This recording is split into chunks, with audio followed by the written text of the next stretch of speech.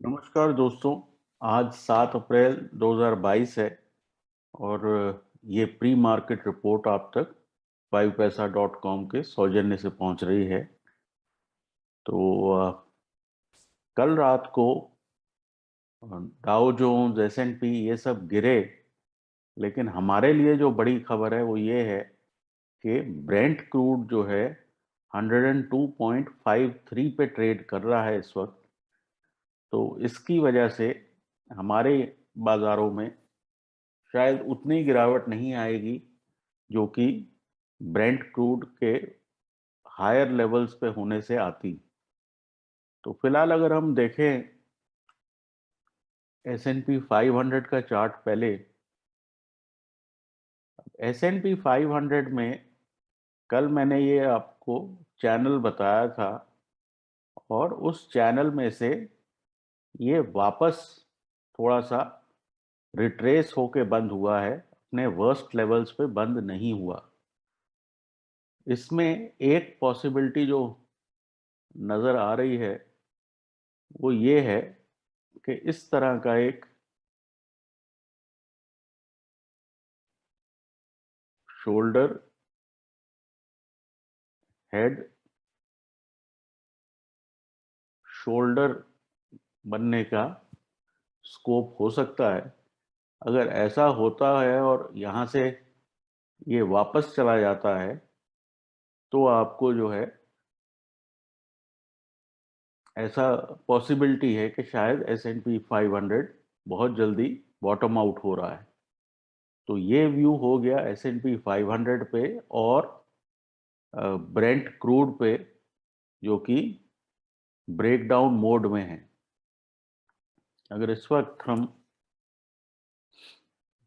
Nifty SGX की बात करें तो वो भी जो है बहुत बुरा ट्रेड नहीं कर रहा और इसमें भी माइल्ड डिक्लाइन देखने में आ रहे हैं। तो मेरे हिसाब से जो है थोड़ा बहुत और डिक्लाइन के बाद बाजार वापस घूमने की फिराक में है। और दो पॉसिबिलिटीज हैं, एक पॉसिबिलिटी है आज का ट्रेड और एक पॉसिबिलिटी है स्विंग ट्रेड। तो जैसा मैंने कल बताया था कि स्विंग ट्रेड में अब आपको यहाँ बाइंग पोजीशंस लेनी चाहिए। शॉर्ट टर्म आज के लिए जितनी कॉल राइटिंग हुई है उसके लिहाज से कुछ आज के दिन में डिक्लाइंस बन सकते हैं। कल हमने ओपन इंटरेस्ट की भी बात करी थी, तो ओपन इंटरेस्ट 17,900 18,000 पे बहुत ज़्यादा है। तो इंट्राडे प्रेशर आ सकता है।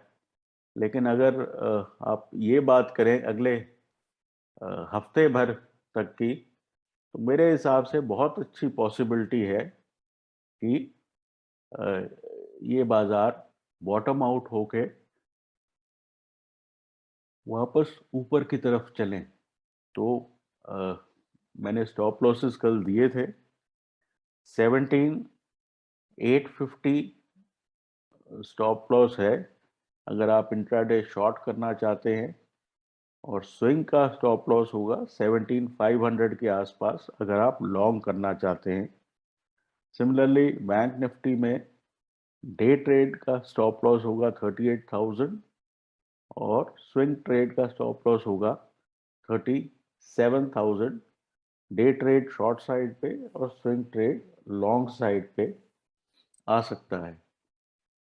ओवरऑल आज की डेट में जो है काफ़ी हद तक फेड प्राइस इन हो गया है और आज आपको ये देखना होगा कि ब्रेंट क्रूड में और यहाँ से कितनी गिरावट आती है। इंडिविजुअल कॉल्स की बात करें, अपोलो हॉस्पिटल सेल है 4640 का स्टॉप, 4350 का टारगेट। औरोबिंदो सेल है 720 का स्टॉप, 650 का टारगेट। एक्सिस बैंक बाय है 765 का स्टॉप, 805 का टारगेट। बजाज ऑटो बाय है 3720 का स्टॉप, टारगेट 3910 का, भारत फोर्ज बाय है, 718 का स्टॉप और 765 का टारगेट। अब ये बहुत ज़रूरी है कि आपको क्लैरिटी होनी चाहिए कि आप क्या करने की कोशिश कर रहे हैं, और मार्केट ब्रेड्थ और ब्रॉडली जो हमारा मोमेंटम है वो इतना प्रॉब्लमेटिक नहीं है। अगर आप टॉप 10 निफ्टी स्टॉक्स को छोड़ दें तो बाकी इतनी ज़्यादा सेलिंग बाकी मार्केट में नहीं है। तो इस तरह की जब एक छोटी सी पॉकेट में से सेलिंग होती है तो वो बहुत सस्टेनेबल सेलिंग नहीं होती। तो इस वक्त जो है एटलीस्ट रिटेल और डीआईआई बाय मोड में है।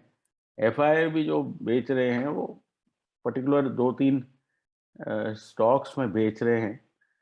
तो एचडीएफसी बैंक का मोर और लेस जो सेलिंग थी वो हो गई है। तो आने वाले दिनों में आपको वापस रैली रिज्यूम होते हुए नजर आए, इस बात में बहुत ज़्यादा डाउट नहीं होना चाहिए। बट आपको ये क्लैरिटी होनी चाहिए कि आप क्या कर रहे हैं, आप डे ट्रेड कर रहे हैं या आप स्विंग ट्रेड कर रहे हैं, और उसी हिसाब से आपका माइंडसेट और आपकी पेशेंस होनी चाहिए। तो फिलहाल के लिए इतना ही। ये प्रेजेंटेशन आप तक 5 पैसा ने पहुंचाई।